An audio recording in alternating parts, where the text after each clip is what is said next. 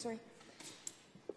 Thank you, Mr. Speaker. I appreciate the comments from the honourable member across the other side, and I appreciate the first-hand experience that you bring to the table.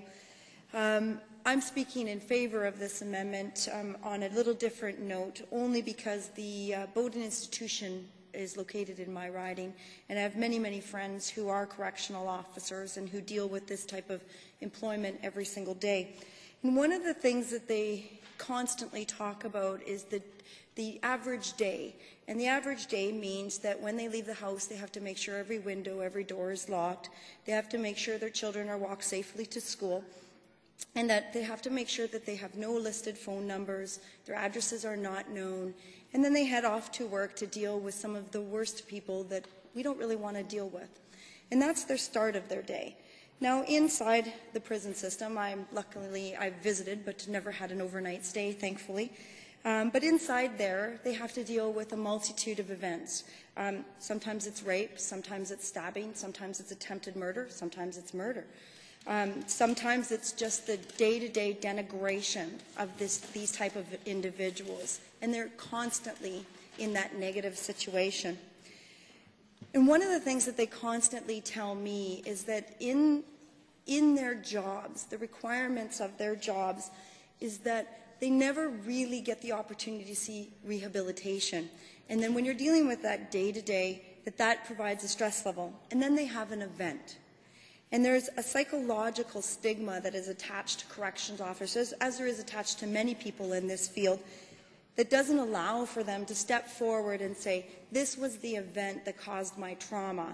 Please, I need some help. And so when they're not able to do that, what ends up happening is they go back to their families and they self-medicate either through alcohol or drugs or physical violence. And the reality of this legislation is less about what those people are bringing to the table day to day, but more about the ability for them to seek medical help without having to be the one that says, it was this event that triggered my event. And I think it's important that if we want to keep families together, and if we want to keep and ensure that we have productive people in these types of jobs, that they get the help that they need as soon as possible. Clearly, we know from WCB stats in all occupations that the sooner the person receives medical attention, the sooner the person receives psychological attention, and the sooner the person is able to go back to their employment, the better off that employee is. The ability to have the presumptive nature put into this legislation for correctional officers allows for a better temperament of people that are dealing with these types of situations.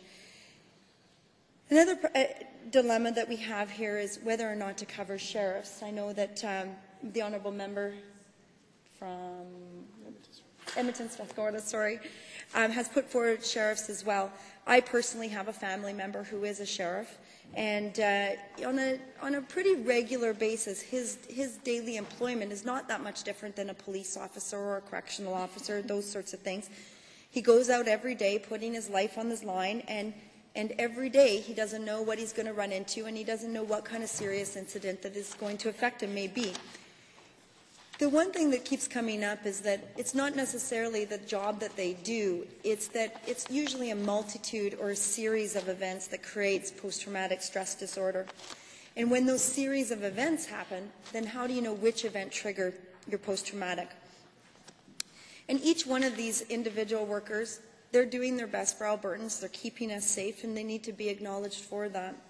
They worry about their families, they worry about when the offender leaves the facility, they worry about, is that offender going to hurt anyone in their family? They worry about, is that offender going to come after them? Did they have some sort of altercation within the system that creates this offender to be violent? These types of issues and post-traumatic stress disorder directly affects their marriages. You know, the multitude of marriage breakdowns, which ultimately affects their families, ultimately affects negative consequences for their children, is something that can't be ignored.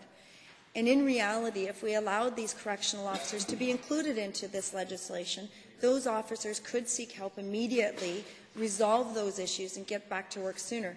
They could also become much more productive members of their family and allow their families to grow with them and grow in an occupation that is desperately needed in this province. I can appreciate that. Where do we want to go from here? Do we, how much of a nanny state do we want to have? I can appreciate those comments because I've sat back and in my decision to support this bill, I've had that conversation. So I reached out to the stakeholders in my community and had conversations with them.